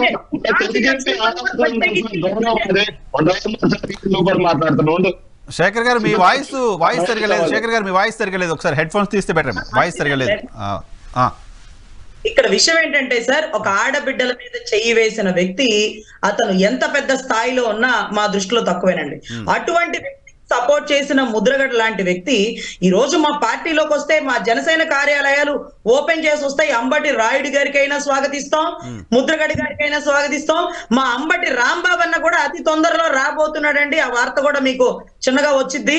సో అన్నయ్య కులపు నాయకుడు ఉన్నప్పుడు ఎవరు పక్కకు పోరండి. ఎందుకంటే ఒకవేళ వైసీపీ ప్రభుత్వం సీట్ అయితే ఇస్తుంది, కానీ ఓటించేవాడు ఎవరు? కాపు. అరే కులం మరో రంగాలాగా కళ్యాణ్ బాబు బయటకు వచ్చి 2 చోట్ల ఓడిపోయినా ఇంకా పోరాటం చేస్తే ఏందిరా పక్కకు పోయేది? ఈసారి రిజర్వేషన్ వచ్చింది, మన నాయకుడు గట్టిగా మనం నిలబడాలా, కాపు దమ్మెంటో చూపించాలని అందరూ ఒక పక్కకు వస్తుంటే ఎవడో ఒంటరిగా చీకట్లో ఉంటుంటాడు పాపం. అదేదో సుబ్బి కాలమతి మందమతి సామతి లాగా. సో ఆ మందమతి కూడా చివరాఖరులో గోడలు దూకుతారన్న ఉద్దేశంతో పాపం ఇంకా టీడీపీ జనసేన టికెట్లు కూడా మంజూరు చేయలే. అంటే ఇలాంటి వాళ్ళు ఉంటారు, పరిస్థితిని బట్టి పాపం వాళ్ళని ఆదరించాలని. ముద్రగడ గారు చేసిన నిరాహార దీక్ష పైన, ఆయన పోరాటం పైన మీకు అనుమానాలు ఉన్నాయి? చిత్తశుద్ధితో చేయాల? చిత్తశుద్ధితో చేస్తే పని సఫలం అయ్యే వరకు అక్కడే కూర్చుంటారండి పొట్టి శ్రీరాములు గారు. ఒకటి రాజకీయం అండి. ఈ రోజు ఆయన దగ్గరికి ఎందుకు జనసేన పార్టీ నాయకుల బృందం వెళ్ళింది? రాత్రి ఎందుకు పంపించింది పార్టీ? ఆయన పిలిపించుకున్నారండి, ఆయన పిలిపించుకున్నారు. నాయకుడు వచ్చినప్పటికీ స్వాగతించని పార్టీ, కానీ ఈ రోజు లాభం అతనికేనండి, పార్టీకి కాదు. గుర్తుపెట్టుకోండి, ఎప్పుడైనా అతనికి అతని కొడుక్కి లాభమే కానీ జనసేన వచ్చే నష్టం ఏం ఉండదండి. జనసేన ఎంతో మంది కలిసి వస్తున్నారు, నాయకుడు అక్కడే ఉంటారు, కార్యకర్తలు అందరూ మా వెనకాలే వస్తారండి. ఎందుకంటే ఈ రోజు కేవలం కొడుక్కి సీట్ ఇచ్చినా ఓట్లు వెయ్యరు అన్న విషయాన్ని ధృవీకరించుకున్న వ్యక్తి, నేను పోయినా నా కొడుకు భవిష్యత్తు బాగుండాలయ్యా, గొప్ప ఆదర్శవంతుడైన పవన్ కళ్యాణ్ వెనకాల నుంచో ఇప్పటి వరకు రాజకీయం చేసాం, ఇప్పుడు ఆయన వెనకాల నుంచొని కొద్ది గొప్ప అభిదయ భావాలు నేర్చుకుంటే కులంలో బాగుపడతావని తండ్రి కొడుకుని పంపించే ఉద్దేశం వచ్చేమో. పవన్ కళ్యాణ్ గారు కూడా వెళ్తా అంటున్నారు. పవన్ కళ్యాణ్ గారు కూడా ఆయన పిలిపించుకుంటున్నారా, ఈయన వెళ్తున్నారా? సార్ తెలియదు సార్, ఎవరు వచ్చినా ఇందాక ఆయన చెప్పారు చూడండి, వైసీపీ పార్టీలో ఎవరొచ్చినా స్వాగతిస్తారని. సో సంస్కారం ప్రకారం ఎవరొచ్చినా స్వాగతిస్తాం, ఎవరిని వచ్చినా ఆదరిస్తాం. అదే రకంగా పరిస్థితిని బట్టి అధినాయకుడు 2 అడుగులు తగ్గి కులంలో ఒక నాయకుడు అన్నట్టుగా అతన్ని కూడా గౌరవించే పరిస్థితులు ఉంటాయండి. అంత మాత్రాన అతని వల్ల మా క్రేజ్ ఏమీ పెరగదు, అతని వల్ల మా ఓట్ బ్యాంకింగ్ ఏం కోట్లు పెరిగేదేమీ లేదండి. ఆల్రెడీ అతని మనుగడ వస్తున్నాడని నా భావన.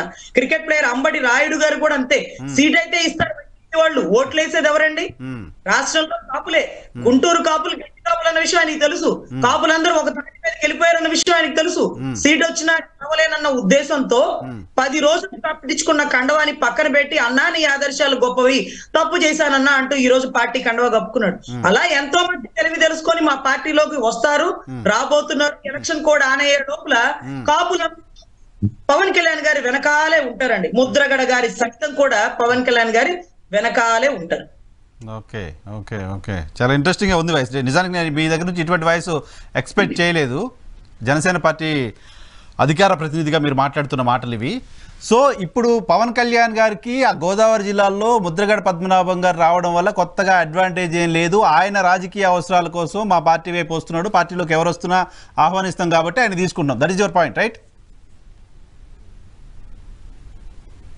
ఎస్ సార్, అంతే sir. Right. Shekhar Reddy garu, first of all Rajani గారిది పార్టీ వాయిసా లేకపోతే ఆవిడ వ్యక్తిగత అభిప్రాయమా అనేది ఆవిడ గారు తెలియజేయాలి. ఇంకో విషయం ఏంటంటే ముద్రగడ గారి నిరాహార దీక్షకి చిత్తశుద్ధి లేదు. ముద్రగడ గారి నిరాహార దీక్షకి చిత్తశుద్ధి లేదు. చిత్తశుద్ధి ఉంటే అది అయ్యేంత వరకు పోరాటం చేసేవాళ్ళు, లేకపోతే ఆడే చచ్చిపోయినా సరే మేము ఒక విగ్రహం పెట్టేవాళ్ళం రంగా గారి పక్కన అని చెప్పి ఆవిడ మాట్లాడారు. సో నిరాహార దీక్షలు అనేవి చిత్తశుద్ధితో మాత్రమే చేయగలరు. పవన్ కళ్యాణ్ గారు ఏ రోజు అవి చేయలేదు కాబట్టి వాళ్ళకి తెలియదు, జనసేన పార్టీ ఏ రోజు చేయలేదు కాబట్టి వాళ్ళకి తెలియదు. సార్ నిరాహార దీక్షల కోసం వస్తే గాంధీ గారు మన దేశానికి స్వతంత్రం తీసుకొచ్చినటువంటి జాతిపిత గాంధీ మహాత్ముల వారు ఎన్నిసార్లు నిరాహార దీక్ష చేశారు. నిరాహార దీక్ష చేసిన ప్రతిసారి పోలీసులు భగ్నం చేయటం, లేకపోతే ఆ పార్టీకి చెందిన ఏదైతే కాంగ్రెస్ పార్టీ ఆ రోజుల్లో జాతీయ కాంగ్రెస్ పార్టీకి చెందిన నాయకులు వచ్చి గాంధీ గారి చేత నిరాహార దీక్షలు ఏవైతే విరమింపడం లాంటివి ఎన్నో చూసాం మనం. సో ఆ నిరాహార దీక్షలు అనేవి నిరసన తెలిపడం కోసం చేస్తారు కానీ చచ్చిపోవడం కోసం చేస్తారు. నిరాహార దీక్ష చేస్తే ఖచ్చితంగా చచ్చిపోవాల్సిందే అని జనసేన వాళ్ళ స్టాండ్ వెంటా ఉంటే వాళ్ళు ఏ స్థాయిలో ఉన్నారు, వాళ్ళ ఆలోచన ఎక్కడ ఉందనేది వాళ్ళకే అర్థమవుతుంది. లేకపోతే ముద్రగడ గారి వెనక ఎక్కడో చివరి నిలబడిపోయిన వంగవీటి రంగా గారి వెనక ఎక్కడో చివరి నిలబడిపోయినటువంటి ముద్రగడ గారిని ఏంటండి మేము కాపు నాయకుడిగా గుర్తించేదని చెప్పి మాట్లాడుతాం. మరి పవన్ కళ్యాణ్ గారు కనీసం రంగా గారిని దూరం నుంచి కూడా చూస్తున్నాడో లేదో. పవన్ కళ్యాణ్ గారు ఈ రోజు ఒక ఊర్లో పడితే రేపు ఒక ఊర్లో పడతారు. అలాంటి వ్యక్తి రంగా గారిని దూరం నుంచి అయినా చూసాడో లేదో ఏమో తెలియదు. మరి అలాంటప్పుడు వీళ్ళు మా కాపు నాయకుడు అని చెప్పేసి పవన్ కళ్యాణ్ గారు ఎలా నెచ్చకెక్కించుకుంటున్నారో అర్థం కావట్లా. కాపు సమాజం కోసం, కాపు యువత కోసం, కాపుల భవిష్యత్తు కోసం, కాపుల రాజకీయ భవిష్యత్తు కోసమైనా సరే పవన్ కళ్యాణ్ గారు ఈ రోజు వరకు ఆయన చిత్తశుద్ధితో తీసుకున్న ఒక్క స్టాండ్ ఉందా అది జనసేన వాళ్ళు తెలియజేయాలి. ఇంకొక విషయం ఏంటంటే జనసేన పార్టీ అధికార ప్రతినిధి రజనీ గారు మాట్లాడుతూ మా కాపులంతా ఇటే మా కాపు పార్టీ అని చెప్పి మాట్లాడు. జనసేన పార్టీ అనేది ఒక రాజకీయ పార్టీయా లేకపోతే ఒక కుల పార్టీయా? జనసేన పార్టీ అనేది ఒక రాజకీయ పార్టీయా ఒక కుల పార్టీయా అనేది వాళ్ళు తెలియజేయాలి. ఓకే, కాపులు మొత్తం కన్సాలిడేట్ గా జనసేన వైపు నిలబడినా సరే, కాపులు మొత్తం కన్సాలిడేట్ గా టీడీపీ జనసేన కూటమికి ఓటేసినా సరే ముఖ్యమంత్రి అభ్యర్థి ఎవరండి? జనసేన పార్టీ నుంచి జనసేన పార్టీకి టీడీపీ వాళ్ళు ఎన్ని సీట్లు ఇస్తున్నారు పొత్తులో భాగంగా? వాటిలో పవన్ కళ్యాణ్ గారితో మొదటి నుంచి ప్రయాణం చేసిన వాళ్ళకి ఎంతమందికి ఆయన సీట్లు ఇవ్వగలుగుతున్నాడు? సో ఇవన్నీ ప్రజలు గమనిస్తారు. ఇవన్నీ గమనిస్తున్నారు. సార్ ఇందాక చెప్పింది నా వ్యక్తిగత భావన అండి. ఎందుకంటే కాపు రిజర్వేషన్ లేకపోబట్టి మా భవిష్యత్తులో ఒక పార్టీ అధికార ప్రతినిధి లైవ్ లో మాట్లాడేటప్పుడు అది కూడా వీక్షకులు చాలా మంది చూస్తున్నారు, అందరూ మనల్ని గమనిస్తున్నప్పుడు వ్యక్తిగత అభిప్రాయం అనేది ఉండదండి, పార్టీ అభిప్రాయం మాత్రమే. పార్టీ అభిప్రాయం చెప్తారు ఇప్పుడు. మీకు చిన్న చూపు ఎందుకండి?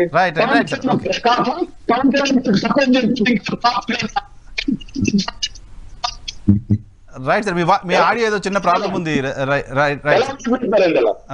Okay sir. రజనీ గారు సార్ ఈ రోజు ఏదైతే మా భావన చెప్పామండి, పార్టీ స్టాండ్ ఏంటంటే అంటే పార్టీలోకి వచ్చే ప్రతి కాపు సోదరుడిని, ప్రతి కాపు సంఘాలని, ప్రతి కాపు నేతలని స్వాగతించడం అనేది ఒక సంస్కారం, ఒక ధర్మం.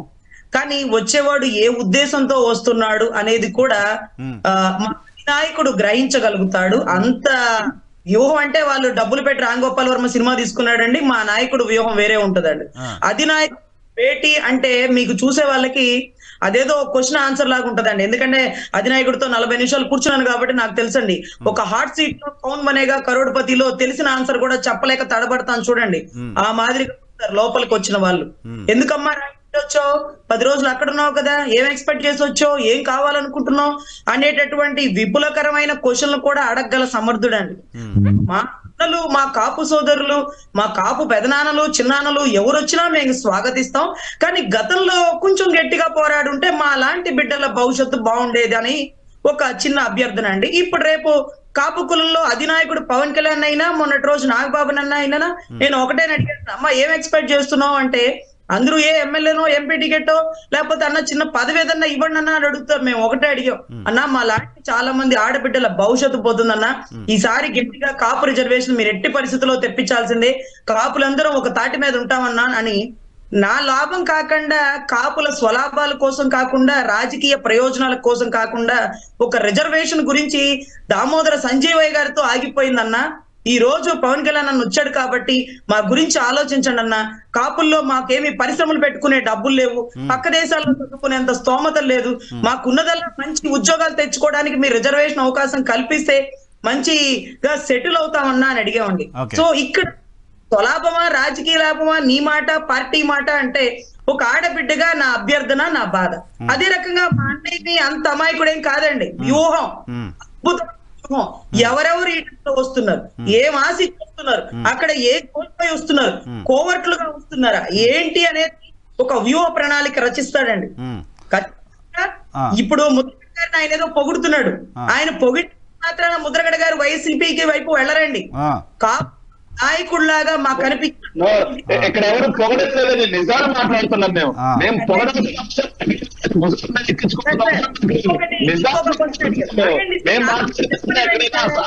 వినండి, నేను మాట్లాడిన నాకు ఎక్కడైనా అబద్ధం ఉందా? పొగట్టం కాదు, పొగట్టకి అబద్ధానికి తేడా తెలుసుకోండి మీరు.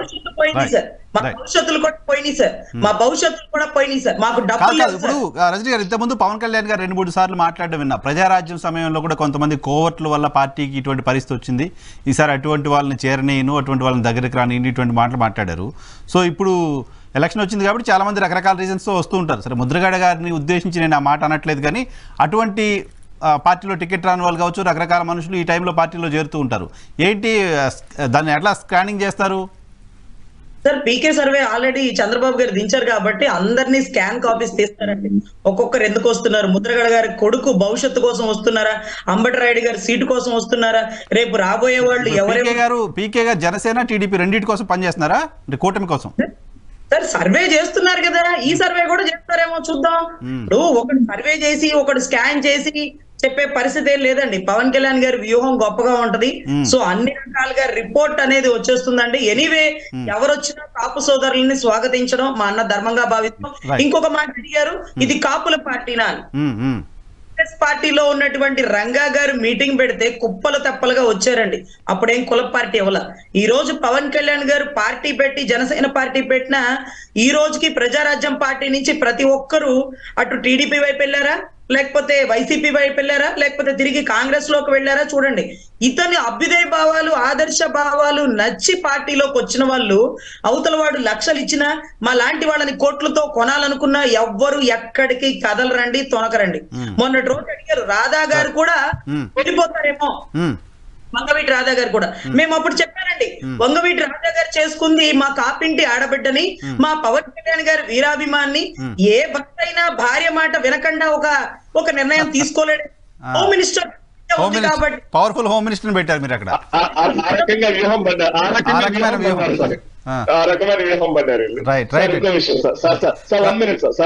నేను ఒకసారి పురుషోత్తమ్ రెడ్డి గారు, కాపు కులం ఓట్లు ఎందుకు పెరిగినాయి అంటే, కాపు కులం అన్ని కులాల ఆడబిడ్డల్ని పెళ్లి చేసుకొని మా ఓట్లు పెంచుతారండి. అందుకని ఈ రోజు మా కులం బలం పెరిగింది, మా ఓట్లు పెరిగినాయి. సో అన్ని కులాలని ఆదరించేది కూడా మా కులమేనండి. అన్ని కులాల ఆడబిడ్డలని, అన్ని కులాల మగవాళ్ళని, అన్ని కులాల సమస్యలని ఆదరించేది కాపు కులం. ఈసారి రాష్ట్రానికి కాపు కాసేది ఖచ్చితంగా కాపు. పరిపాలించేది కూడా కాపు కులమేనా ఈసారి? సార్ పరిపాలన అంటే ఒక మాట చెప్తాను సార్, రాజ్యాన్ని గెలుచుకున్నాడు రాజు అయితే, రాజ్యాన్ని వదులుకున్నాడు గౌతమ్ బుద్ధుడు అవుతాడు సార్. నిర్ణయం ఎలా? సో ఇప్పుడు రాజు అవుతారా, బుద్ధుడు అవుతారా పవన్ కళ్యాణ్ గారు? పవన్ కళ్యాణ్ గారు జీవితకాలం గౌతమ్ బుద్ధుడేక. పవన్ కళ్యాణ్ గారు జీవితకాలం గౌతమ్ బుద్ధుడేక. సర్లేండి, ఇవాళ నవ్విన నోళ్లే రేపు ప్రమాణ స్వీకారాన్ని చూడబోతాయేమో. ఏ నిమిషాలు పవన్ కళ్యాణ్ గారి ప్రమాణ స్వీకారం మేడం, సారీ, పవన్ కళ్యాణ్ గారు ప్రమాణ స్వీకారం చేయాలంటే ఎన్ని సీట్లు గెలవాలండి? మీరు మ్యాజిక్ ఫిగర్ ఎంత? మీకు అవన్నీ తెలుసండి. మ్యాజిక్ ఫిగర్ ఎంత అండి? మామూలుగా జరుగుతుంది. ఏదైనా రాజకీయ పార్టీ ఇక్కడ అధికారంలోకి రావాలంటే మ్యాజిక్ ఫిగర్ ఎంత అండి? మీ ఫిగర్ ఎంత చెప్పండి. వై నాట్ 175 అంటున్నారు కదా. 170 సీట్లకి గెలవాలంటే మన లక్ష్యం.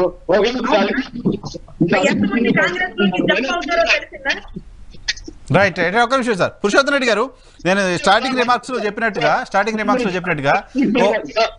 శేఖర్ గారు మళ్ళీ ఇస్తా మీకు. శేఖర్ గారు ప్లీజ్ మళ్ళీ ఇస్తా. మీ దగ్గర ఆడియో కూడా ఏదో ప్రాబ్లం ఉంది, మీరు హెడ్ ఫోన్స్ తీసి మాట్లాడితే సార్ 1 మినిట్ సార్ 1 మినిట్ అండి.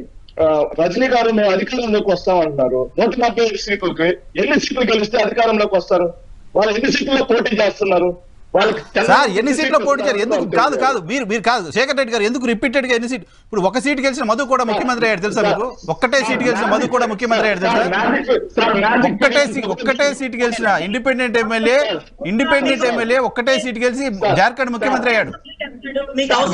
జార్ఖండ్ ముఖ్యమంత్రి మధు కూడా ఒక్కటే సీట్ ఇండిపెండెంట్ ఎమ్మెల్యే ముఖ్యమంత్రి అయ్యాడు. ఒక్క నిమిషం పురుషోత్తమ్ రెడ్డి గారు, నేను స్టార్టింగ్ రిమార్క్స్ లో కోట్ చేసినట్టుగా, ఇప్పుడు ఒక పక్క కాపులంతా కూటమి వైపు పోలరైజ్ అవుతున్నారు. కాపులు అంటే ఆ లీడర్షిప్ అంతా అటువైపు వెళ్తున్నారన్న నేపథ్యంలో కమ్మ సామాజిక వర్గానికి సంబంధించిన లీడర్షిప్ అంతా జగన్మోహన్ రెడ్డి తెచ్చుకుంటున్నారు అంటే ప్రచారం జరుగుతుంది. కేశినేని నాని గారు, ఇంకా గుంటూరు జిల్లాకు సంబంధించి ఒక 7-8 పేర్లు వినపడుతున్నాయి. సరే చెప్పడం బాగుండదు ఇప్పుడే మనం, కానీ సోషల్ మీడియాలో చాలా పేర్లు చూస్తున్నాం.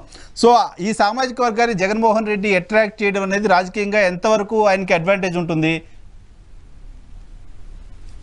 ఈసారి ఈ 3 కులాల్లో ఏం మార్పులు వస్తాయని నేను అనుకోను.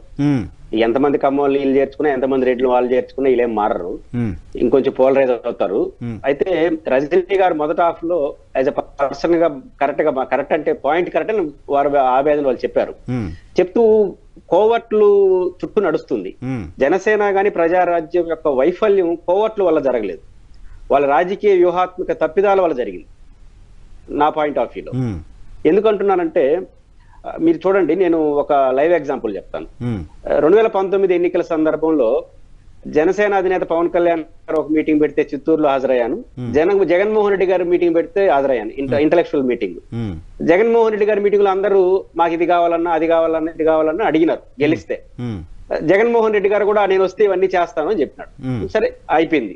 మళ్ళీ 2వ రోజు పవన్ కళ్యాణ్ గారి మీటింగ్ వెళ్ళాను. పవన్ కళ్యాణ్ గారు స్టార్టింగ్ లో ఉపన్యాసం చెప్పాడు.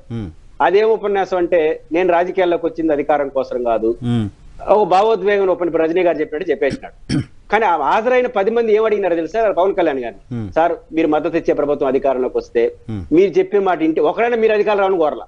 వచ్చే వాళ్ళందరూ పవన్ కళ్యాణ్ అభిమానులే, నేను తప్ప. నేను జనరల్ గా పోయినాను టోటల్ గా. అంటే వ్యూహాత్మకంగా పాలిటిక్స్ లో 2019 14లో ఇద్దరు కలిసే పోటీ చేయలేదు. అంటే పాయింట్ ఏంటంటే 19 అంటే పాయింట్ ఏంటంటే, నేను గెలుస్తాను, నాకు ఓటేయండి ఓటేస్తారు. కానీ గాంధీ మహాత్ముడు సిద్ధాంతం చెప్తే సరే అట్లే ఉండు, నువ్వు స్వచ్ఛంద సంస్థ లాగా ఎప్పుడైనా పనికి వస్తావు కదా వదిలేస్తారు. పవన్ కళ్యాణ్ గారు మొదటి నుంచి చెప్తాది పవర్ ని ఎంచుకోవాలి. ఈ రోజు కాకపోతే రేపు కాకపోతే ఎల్లుండి అధికారంలోకి వస్తారు. జనసేన వ్యూహాత్మకంగా చేస్తున్న తప్పులవే.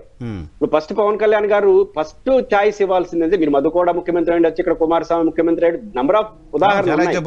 కానీ ఒక ప్రకటన మధ్య కన్ఫ్యూజ్ కావు, ఒకదానికి కంటిన్యూషన్ ఉండాలి. అవన్నీ ముందు జరిగిన ఒప్పందాలు కాదు నరసింహారావు గారు. కుమారస్వామి గాని ఇంకోరు గాని అనివార్యమైన పరిస్థితిలో వచ్చిన ఒప్పందాలు, అవగాహనలు. కానీ ఇక్కడ పవన్ కళ్యాణ్ గారు ముందస్తు వ్యూహంలో ఉన్నారు.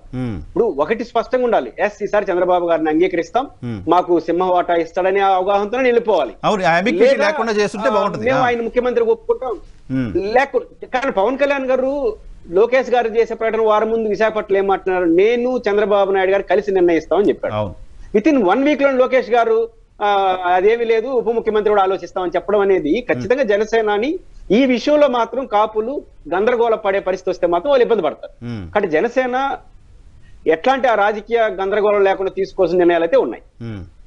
సో అదే జనసేన వాళ్ళకి అడ్వాంటేజ్ ఏ రకంగా ఉంటుంది, దాన్ని ఎలా కౌంటర్ చేయాలనేది వాళ్ళ స్ట్రాటజీ ఏముందో తెలియదు. సో బయట ఇప్పుడు లోకేష్ మాట్లాడాడు కాబట్టి అర్జెంట్గా ప్రెస్ మీట్ పెట్టి చెప్పేయండి అంటే కాదు కదా, వాళ్ళు ఏ డెసిషన్ తీసుకుంటారో చూద్దాం. కామన్ మినిమం ప్రోగ్రాము, ఇంకా భారతీయ జనతా పార్టీ కూడా వస్తుందా, భారతీయ జనతా పార్టీ కూడా వస్తే వాళ్ళు ఎంత స్టేక్ తీసుకుంటారు, అప్పుడు కూటమి ముఖ్యమంత్రి అభ్యర్థిగా చంద్రబాబు నాయుడు గారిని ఒప్పుకుంటారా, పవన్ కళ్యాణ్ పెడతారు, ఇక చాలా ఉంది కదా, ఆ కథ అంతా చాలా స్టోరీ ఉంది కాబట్టి బహుశా వెయిట్ చేస్తున్నారు అనుకుంటున్నాను నేను. సుధాకర్ రెడ్డి గారు, ఈ కూటమి అభ్యర్థి ఎవరు అనే ప్రస్తావన పదే పదే తీసుకురావడం, పదే పదే ఆ చర్చ జరగడం టీడీపీని కొద్దిగా ఏమైనా ఇబ్బంది పెడుతుందా? మ్యూట్లో ఉన్నారు సార్ మ్యూట్లో ఉన్నారు. సుధాకర్ రెడ్డి గారు మ్యూట్లో ఉన్నారు. సార్, ఏ రాజకీయ పార్టీ అయినా అంటే మనం రాజ్యాంగం ప్రకారం ఎన్నికలు అయిన తర్వాత మెజారిటీ సభ్యులు ఎవరిని ఎన్నుకుంటే వాళ్ళు ముఖ్యమంత్రి అవుతారు. అది పద్ధతి. ముందు నుంచి చాలా ఊహాగానాలు జరుగుతుంటాయి. చాలా మందికి ఉంటదండి ముఖ్యమంత్రి కావాలనుకునే అభిప్రాయం ఉంటది అన్ని పార్టీల్లో. జగన్మోహన్ రెడ్డి గారి పార్టీలో కూడా అడిగితే ఎవరైనా చెప్పచ్చు.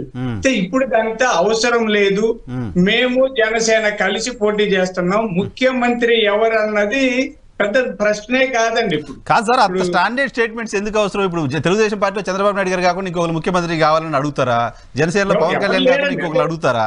ఆ అంబిక్విటీ కంటిన్యూ చేయడం అనేది లాభమా నష్టమా పొలిటికల్ గానీ? ఇప్పుడు జనరల్ గా పవన్ కళ్యాణ్ గారు ముఖ్యమంత్రి కావాలని కోరుకునే వాళ్ళు జనసేనలో 99.9% ఉంటారు. వాళ్ళు కాపు రిజర్వేషన్ కావాలనే స్లోగన్ ఎంత బలంగా ఉంటుందో కళ్యాణ్ గారిని ముఖ్యమంత్రిగా చూడాలనేది ఉంటుంది. ఆ రెండు నాకు తెలిసి కళ్యాణ్ గారు సీఎం అనే దానికి ఎక్కువ కనెక్ట్ అవుతారు నాకు రిజర్వేషన్ అంశం కంటే కూడా. ఎమోషనల్ కనెక్టివిటీ జనసేన సైనికులకి ఆయన అభిమానులకి సీఎం పవన్ అనే దాంట్లో ఉంటుంది.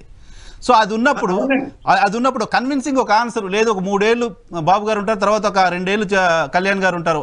ఇటువంటి ఏదో ఒక కన్విన్సింగ్ ప్రపోజల్ చెప్పగలిగితే, అది ముందు పెట్టగలిగితే, 2 పార్టీలు కలిసి పనిచేయడానికి, క్యాడర్ కలిసి పనిచేయడానికి, ఇద్దరు జనాలు నమ్మి కమ్యూనిటీ అంతా ఓట్ చేయడానికి కూడా అవకాశం ఉంటుంది కదా. పవన్ కళ్యాణ్ గారు ఏం చెప్పారండి జైలు దగ్గర వచ్చి కలిసినప్పుడు? విముక్త జగన్మోహన్ రెడ్డి ఆంధ్రప్రదేశ్ ఏర్పాటే నాకు లక్ష్యం అన్నారు. ఆయన లక్ష్యం కోసం ఆయన పని చేస్తున్నారు. ఇక్కడ కంప్లైంట్ పవన్ కళ్యాణ్ గారిపై లేదు సుధాకర్ రెడ్డి గారు, కంప్లైంట్ పవన్ కళ్యాణ్ గారిపై లేదు. పవన్ కళ్యాణ్ గారు ఆ మాటకు వస్తే ఆ పర్టికులర్ ఇష్యూలో మెచ్యూర్డ్ గానే మాట్లాడారని చెప్పి నేను అనుకుంటున్నా. ఆయన మేమిద్దరం తర్వాత ఎలక్షన్ తర్వాత డిసైడ్ చేస్తాం వాట్ ఎవర్ ఇట్ ఈస్ చెప్పారు. బట్ నారా లోకేష్ గారు ఎందుకు చెప్పాల్సి వచ్చింది? ఏ ఉద్దేశంతో చెప్పాల్సి వచ్చింది? అది పొత్తు ధర్మానికి విరుద్ధం కాదా? సహజంగా మీరు ఇందాక చెప్పినట్టు 99% జనసేన వాళ్ళు పవన్ కళ్యాణ్ ముఖ్యమంత్రి కావాలని కోరుకుంటారు అనడంలో ఏమి తప్పేం సందేహం లేదు. అలాగే తెలుగుదేశంలో ఉన్న వాళ్ళలో 99% చంద్రబాబు గారు ముఖ్యమంత్రి అంటారు. ఇది ఎవరి పార్టీ వాళ్ళదే. అయితే తేలాల్సిన విషయాలు ఇప్పుడే తేలవండి. ఇవన్నీ మనం ఏంటంటే కొంత ఏదో సోషల్ మీడియాలో హైప్ క్రియేట్ చేసి మా మధ్య మాకు రచ్చలు పెట్టి గొడవలు పెట్టి, నేను ఎందుకు పెట్టాను సార్ రచ్చ? నారా లోకేష్ గారు పెట్టారు, మీరు పెడుతున్నారు. ఇప్పుడు నారా లోకేష్ గారు పెట్టారు సార్, అందుకే కదా ఎవరికైనా అంబిక్యూటీ. అంతకుముందు ఎవరికి అంబిక్యూటీ లేదు. కాదు సార్, నన్ను అడిగితే కూడా ముఖ్యమంత్రి ఎవరంటే వెంటనే చంద్రబాబు నాయుడు గారే అంటారు. అట్లని వదిలేలా ఆయన, అట్లని వదిలేలా. పవన్ కళ్యాణ్ గారు కూడా ఒప్పుకున్నారు, సీనియర్ కావాలన్నారు, దాని మీద గొడవే లేదు, ఇదంతా మాట్లాడారు. పాజింగ్ ఏదో ఫ్లోలో అన్నారంటే ఎవరైనా అర్థం చేసుకుంటారు. చాలా కాన్షియస్గా, చాలా పర్ఫెక్ట్గా, మళ్ళీ అంబిక్యూటీ లేదు అనే విషయం చెప్పారు ఆయన. మళ్ళీ ఇప్పుడు పోయి అడిగితే కూడా అదే చెప్తారు.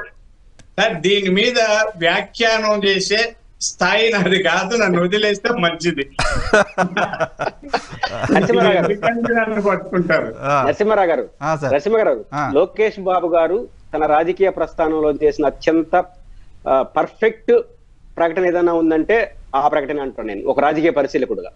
ఎందుకంటే ఇన్ టైంలో మొత్తం కింద గందరగోళంగా ఉంది. ఇప్పుడు చాలా మంది జనసేన సైనికులను అడిగితే అన్ని సగం అంటున్నారు. ముఖ్యమంత్రి పదవి, ఎమ్మెల్యేలు ఆర్డర్కి వచ్చేసింది వ్యవహారం. తెలుగుదేశంలో మా పరిస్థితి ఏందని. కాబట్టి రాజకీయంగా చూసినప్పుడు అత్యంత పరిపక్వతతో లోకేష్ గారు ఆ వ్యాఖ్య చేశాడు. ఇది ఆ వ్యాఖ్య చేసిన తర్వాత తెలుగుదేశం కార్యకర్తలు వీళ్ళు కొడతారు పోయి చంద్రబాబు నాయుడు.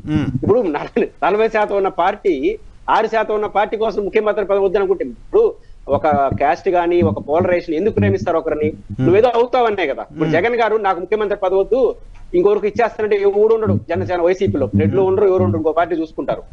ఇప్పుడు ఖచ్చితంగా తెలుగుదేశం పార్టీ ఆ ప్రకటన చేయకపోతే చంద్రబాబు ముఖ్యమంత్రి కాకపోతే ఎందుకోసం పనిచేయాలి తెలుగుదేశం కార్యకర్తలు? అట్లాంటి చైతన్యం, అట్లాంటి స్పష్టత పవన్ కళ్యాణ్ గారికి లేదు. నా పాయింట్ ఏంటంటే లోకేష్ గారి ప్రకటన వల్ల మిత్ర వైరుధ్యం రావచ్చని మీరు అంటున్నారు, కానీ తెలుగుదేశంలో యూనిటీ రావాలి కదా. మేము ఎందుకోసం పనిచేయాలి? చంద్రబాబు ముఖ్యమంత్రి కోసం. జనసేన వాళ్ళు ఎందుకు పనిచేయాలి? ప్రకటన చేయకపోతే, ఈ ప్రకటన చేయకపోతే తెలుగుదేశం పార్టీలో యూనిటీ లేదా? అంతకుముందు చాలా గందరగోళం వచ్చేసిన. ఇదేం ముఖ్యమంత్రి కాకపోతే ఇంకెందుకు పనిచేస్తారు తెలుగుదేశం? మీకు ఓట్లు వేయడానికి జనసేన పార్టీ కావాలి, మీరు ముఖ్యమంత్రి కావడానికి జనసేన పార్టీ కావాలి. నా 40% ఓట్లు చెప్తారు మీరు, నాకు 40%, వాళ్ళు 6%. ఇప్పుడు నేను ఒకటే, ఇప్పుడు శేఖర్ రెడ్డి ఉన్నాడు, అధికారికంగా మేము జగన్మోహన్ రెడ్డి ఎవరో మళ్ళీ నిర్ణయించుకుంటాం ముఖ్యమంత్రి అని చెప్పండి ఒకరు ఉంటారు వైసీపీలో. అవతల వైపు అటువంటి ఆస్పిరేషన్స్ లేనప్పుడు, జనసేనలో అటువంటి ఆస్పిరేషన్ లేనప్పుడు, ఇప్పుడు కమ్యూనిస్ట్ పార్టీతో పొత్తు పెట్టుకున్నప్పుడు కమ్యూనిస్ట్ పార్టీకి ముఖ్యమంత్రి ఇస్తారని ఎవరైనా మాట్లాడతారా సార్? మాట్లాడరు కదా. కాదన్ను, ఫస్ట్ నా యూనిటీ ఉండాలి కదా ఫస్ట్ అంటున్నా. నా వెనకాల ఇప్పుడు జగన్ గారు అయినా చంద్రబాబు అయినా వాళ్ళ వెనకాల ఉన్న వాళ్ళు కాపాడకపోతే వాళ్ళు మూడో వాడు ఎట్టొస్తాడు. ఇప్పుడు సేమ్ పరిస్థితి పవన్ కళ్యాణ్ గారికి కూడా ఉంటుంది. ఆయన పక్కన ముఖ్యమంత్రి కావాలనుకున్నప్పుడు వాళ్ళు తెలుసుకో. నేను అదే అంటున్నాను. నాకు ఐవీఆర్ కృష్ణారావు గారు తిరుపతిలో కలిసినప్పుడు ఇది చెప్పకూడదు కానీ చెప్పాడు ఆయన. 2014లో ఐవీఆర్ కృష్ణారావు పవన్ కళ్యాణ్ గారు ఒక సలహా ఇచ్చారట. ఏమనంటే నువ్వు పొత్తు పెట్టుకోవద్దయ్యా తెలుగుదేశం పార్టీతో, అది ఓడిపోతుంది, జగన్ ముఖ్యమంత్రి అవుతాడు, తెలుగుదేశం ఫినిష్ అయిపోతుంది 15 ఏళ్లలో, మళ్ళీ 2024 నువ్వు ఆల్టర్నేట్ అవుతావు జగన్ అని చెప్పినాడంట. నిజంగా కరెక్ట్ అనిపించింది నాకు. నిజంగా 2014లో తెలుగుదేశంతో పొత్తు పెట్టుకోకుండా ఉంటే గ్యారంటీ తెలుగుదేశం ఓడిపోయింటుంది. మూడోసారి ఓడిపోతే తెలుగుదేశం పరిస్థితి డౌన్ అయింటుంది. జగన్ గారు ఒకటి అయిపోయిన తర్వాత ఇప్పుడేంత ఆవేశం ఉన్నాడు. 2014లో ముఖ్యమంత్రి ఇంకెన్ని ఆవేశపూర్ణ నిర్ణయాలు తీసుకుంటాడు. ఏదైనా ఆల్టర్నేటివ్ పవన్ అయి ఉంటాడు కదా. ఇప్పుడు చిరంజీవి గారు ఆ రోజు కాంగ్రెస్ లో విలీనం కాకుండా ఉంటే, అవును సార్, విలీనం చేయకుండా ఉంటే 14 లో డెఫినెట్ గా పవన్ చిరంజీవి గారు చీఫ్ మినిస్టర్ అభ్యర్థి. ఇట్లాంటి తప్పులు ప్రజారాజ్యంలో చిరంజీవి గారు ఒకసారి సభ్యుడు, పవన్ కళ్యాణ్ గారు తప్పు చేస్తున్నారు. తప్పు అంటే రాజకీయాల్లో అనైతికం కాదు, పర్ఫెక్ట్ టైంలో పర్ఫెక్ట్ డెసిషన్ తీసుకోవాలి. జగన్ గారు ఆ రోజు బయటికి రాకుంటే ఆయన పరిస్థితి ఏంటి? ముఖ్యమంత్రి ఇచ్చుంటే 3 రోజులు పంపించేస్తుంటారు వైసీ కాంగ్రెస్ అంతే కదా, మా అంటే 1 year ముఖ్యమంత్రి చేస్తుంటాడు. ఆయన ఆ రోజు కష్టపడిన ఈ రోజు ఐకానిక్ పర్సనాలిటీగా ఉన్నాడు. కాబట్టి పవన్ కళ్యాణ్ గారు మొదటి నుంచి నా దృష్టిలో చేస్తున్న రాజకీయ తప్పిదం ఏదైనా ఉంటే తన రాజకీయ లైన్ ని కరెక్ట్ గా చేయట్లేదు. లోకేష్ గారు నా దృష్టిలో పర్ఫెక్ట్ డెసిషన్, దానివల్ల నష్టమైన రాని కానీ యాజ్ ఎ లీడర్ గా మాత్రం నా దృష్టిలో ఆయన పర్ఫెక్ట్ డెసిషన్ చెప్పాడని నేను అనుకుంటాను. రైట్ సార్, ఓకేనా? సుధాకర్ రెడ్డి గారు మీ ఆన్సర్ బాగా చెప్పారు. పురుషోత్తం రెడ్డి గారు, రజనీ గారు కంక్లూడ్ చేద్దాం. మా పక్కింటి ఆయన కాబట్టి బాగా చెప్పేశాడు, నన్ను వదిలేయండి.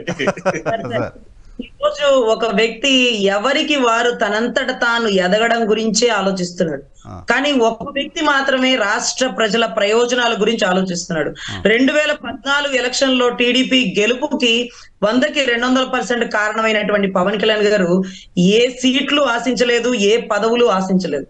ఆ రోజు ఆశించుంటే ఖచ్చితంగా ఎమ్మెల్సీ ఇచ్చి మినిస్ట్రీ స్థాయిలో కూర్చోబెట్టుండేవాళ్ళు. కానీ ఆయన పని చేస్తాడు, పదవి ఆశించడు. సో అటువంటి ఇది రజనీ గారు నేను యాక్సెప్ట్ చేయను ఇక్కడ. ఎందుకంటే ఇంతకుముందు పురుషోత్తం రెడ్డి గారు చెప్పినట్టుగా రాజకీయాలు ఉన్నప్పుడు రాజకీయ నాయకుడుగా ఉండాలి. ఇప్పుడు మీ దగ్గరికి వచ్చి ఎవరైనా ర్యాలీ అవుతారు, మీకోసం పని చేస్తారంటే ఎందుకోసం పని చేస్తారు? మీరు అధికారంలోకి వస్తే మాకు ఈ సమస్యలు ఉంటే అడ్రస్ చేస్తారని నేను ఇంకెవరినో కూర్చోబెడతాను, కానీ నాకు పదవులు మీరు వద్దంటే మీరు అది కరెక్ట్ కాదు కదా. సార్ వినండి, సమయం అన్ని ప్రశ్నలకి సమాధానం చెప్తుంది. 2 చోట్ల ఓడిపోయిన వాడు ఇంతవరకు ఎందుకు ఒక్క కేసులో కూడా అరెస్టు చేయలేకపోయింది జగన్మోహన్ రెడ్డి గారి ప్రభుత్వం?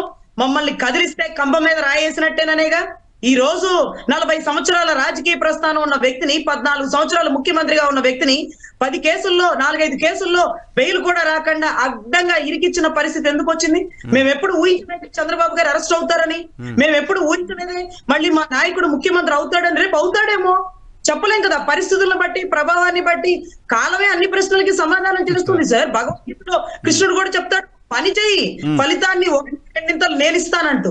సో ఈ రోజు ఇప్పుడు మీరు అదే చెప్తారు, కార్యకర్తలకు ఓట్లేయి, మేము 10 పవర్లోకి వస్తామో లేదో తెలియదు, ఏం చేస్తామో లేదో తెలియదు, ఫలితం ఆశించారు. నిర్ణయానికి కట్టుబడి ఖచ్చితంగా ఈసారి ఎలక్షన్ లో టీడీపీ జనసేన కూటమి వైపే కాపులు అన్ని ఓట్లు ఉంటాయి అన్నయ్య, ఆది శాసనంగా భావించి పనిచేస్తాం. రైట్, కంక్లూడ్ చేద్దాం. Shekhar Reddy garu 1 word please. Sir, Pawan Kalyan గారి వ్యూహం ఎలా ఉంటుందో, ఆయనతో పనిచేసి బయటకు వచ్చిన రాజు రవితేజ గారిని, ఆయనతో పనిచేసి వచ్చిన జేడి లక్ష్మీనారాయణ గారిని, ఆయనతో పనిచేసిన తోట చంద్రశేఖర్ లాంటి వాళ్ళని అడిగితే జనసేన వ్యూహం, పవన్ కళ్యాణ్ గారి వ్యూహం ఎలా ఉంటుందో చెప్తారు. కాకపోతే మన దౌర్భాగ్యం ఎలా ఉందంటే సార్, నిజంగా జనసేన వాళ్ళ మైండ్ సెట్ అలా అందరికి అలా ట్యూన్ చేసిందా, లేకపోతే వాళ్ళు బేసికల్ గా అలాగే ఉంటారనేది నాకు అర్థం కావట్లా. మ్యాజిక్ ఫిగర్ ఎంతో తెలియదు. ఫస్ట్ ఆఫ్ ఆల్ 175 సీట్లకి ఎన్ని సీట్లు గెలిస్తే ముఖ్యమంత్రి అవుతామనే మ్యాజిక్ ఫిగర్ ఎంతో తెలియదు. కానీ వాళ్ళు వచ్చి అధికార ప్రతినిధులుగా డిబేట్లు చేస్తా ఉంటారు, మా పార్టీ అధికారంలోకి వచ్చేస్తారు. దాంట్లో మ్యాజిక్ ఫిగర్ 50% మ్యాజిక్ ఫిగర్ అంతే కదా. ఎవరు సార్ 89 సీట్ల మ్యాజిక్ ఫిగర్? ఆయనకి 80 వచ్చి వీళ్ళకి 8 వస్తే ముఖ్యమంత్రి చేస్తారేమో. ఆయనకి 80 వచ్చి వీళ్ళకి 8 వస్తే ముఖ్యమంత్రి అవుతారు. మ్యాజిక్ ఫిగర్ తెలియకుండా పార్టీ అధికార ప్రతినిధులుగా వచ్చి కూర్చుంటుంటే వాళ్ళతో మమ్మల్ని డిబేట్ చేయమని శేఖర్ గారు మరీ అంత డౌన్ చేయాల్సిన అవసరం లేదు. కాదు, మ్యాజిక్ ఫిగర్ హైకోర్టు అడ్వకేట్, ఆమెకి తెలుసండి సీట్లు ఎక్కువ వస్తాయని అందరికీ తెలిసారు. మాట్లాడారు, ఆమెకి తెలియకే కాదండి. సుధాకర్ రెడ్డి గారు 2014 నుంచి సార్ 2014లో జనసేన వాళ్ళు ఈ విషయాన్ని ఒకసారి ప్రజలకు క్లారిటీ ఇవ్వాల్సిన అవసరం ఉంది. 2014లో బేషరతుగా ఒక్క సీటు కూడా తీసుకోకుండా టీడీపీకి సపోర్ట్ చేసి 600 హామీలకు హామీ నాది అని చెప్పేసిన పవన్ కళ్యాణ్ గారు ఎందుకని 2019లో బయటకు వచ్చారు? మళ్ళీ ఇప్పుడు ఎందుకని ఆయనతో సార్ మేడం వినండి, మళ్ళీ ఎందుకని ఆయనతో కలుస్తున్నారు? మళ్ళీ ఇప్పుడు ఆయన బయటకు వచ్చి మాట్లాడే మాట సమర్థమైన ప్రభుత్వం కావాలి అంటున్నాడు. ఆ సమర్థమైన నాయకుడు చంద్రబాబు నాయుడు అని చెప్పి ఆయన చాలా సార్లు అన్నాడు. 2014 నుంచి 19 వరకు ఆయన చేసిన పాలనని, అలాగే 2019 నుంచి 24 వరకు జగన్మోహన్ రెడ్డి గారు 2 ఏళ్ళు కరోనా తప్పైనా సరే ప్రభుత్వ ఉద్యోగాల పరంగా కానీ, ప్రైవేట్ ఉద్యోగాల పరంగా కానీ, అభివృద్ధి పరంగా ఎక్స్టెండ్ అయిపోతున్నాం. ఓకే సార్, శేఖర్ రెడ్డి గారు మరోసారి డిస్కస్ చేద్దాం దాని మీద తప్పకుండా. స్వామి, కరెంటు బిల్లులు 3 సార్లు 30 సార్లు పెరుగుతున్నాయి. రైట్ అండి, థ్యాంక్ యూ రజనీ గారు, శేఖర్ గారు, పురుషోత్తం రెడ్డి గారు, సుధాకర్ రెడ్డి గారు, థ్యాంక్ యూ వెరీ మచ్ డిబేట్లో పార్టిసిపేట్ చేసినందుకు. ఇది వాళ్ళ రియాలిటీ చెక్. రేపటి షోలో మళ్ళీ కలుద్దాం. చూస్తూనే ఉండి టీవీ.